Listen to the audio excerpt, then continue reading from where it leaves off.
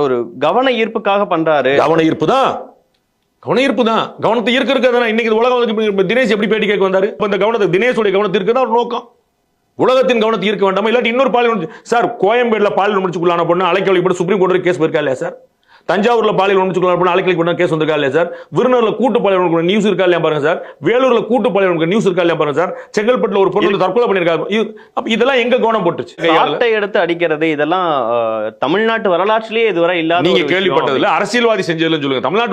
தமிழ்நாட்டுல ஒவ்வொரு கோயில் வாசல்லையும் ஒவ்வொரு ஹிந்து, ஒவ்வொரு தமிழன் எல்லா கோயில் வாசல் இருக்கு. முருகன் கோயில் வாசல, காளியம்மன் கோயில் வாசல, சிவன் கோயில் வாசல. நான் எங்க ஊர்ல 100 பார்த்திருக்கேன்.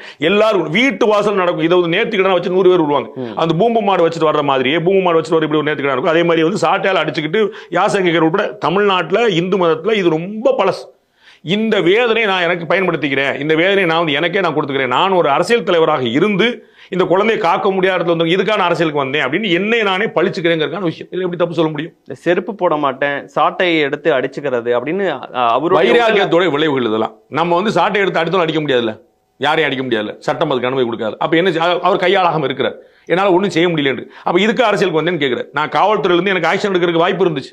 அதை நான் விட்டுட்டு நான் இங்க வந்திருக்கேன். இன்னும் பெரிய வாய்ப்புகளை தேடி இன்னும் பெரிய விஷயங்களை செய்ய முடியும். நம்ம நிறைய விஷயங்கள் சட்டத்தை மாற்ற முடியும், திட்டத்தை மாற்ற முடியும். 4 கொண்டு 3 வருஷமா அரசியலுக்கு வந்து என்னால் ஒன்றும் பண்ண முடியாது. இந்த குழந்தை மாதிரி பாதிக்கப்பட்டு நான் பார்த்துட்டு இருக்கிறேன். அப்ப என்ன செய்யுது? இந்த லட்சணத்தை தான் அரசியல் பண்ணிட்டு இருக்கேன். தன்னால் பண்ணிக்கிறார். இதுக்கு தான் நான் அரசியலுக்கு வந்தேன்னா அவர் தன்னுடைய வேதனை வெளிப்படுத்துறாரு. என்ன தப்பு சொல்ல முடியும்? இல்ல பாஜகவை ஆதரிக்கக்கூடியவங்க மோடி அவர்கள் பிரதமர் ஆகணும்னு சொல்லக்கூடிய எஸ்வி சேகர் இப்போ ஒரு அண்ணாமலை அவர்களுக்கு பாஜகவுக்கு எதிர்நிலைப்பாட்டில் இருந்தாலும் இது ரொம்ப ஒரு நடிப்புக்காக பண்ற மாதிரி இருக்குங்கிற ஒரு விமர்சனங்கள் வருது.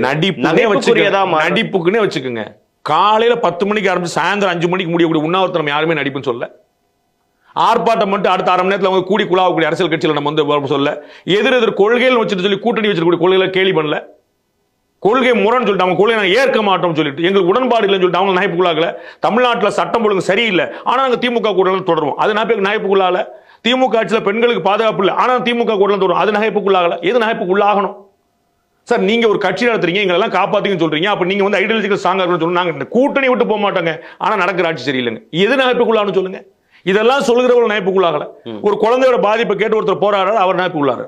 யோசிங்க, புரியுங்களா? நான் என்ன கேட்டீங்கன்னா திரு பொன்முடி மேல சேற்ற வீசின தப்புன்னு சொல்லுவேன்.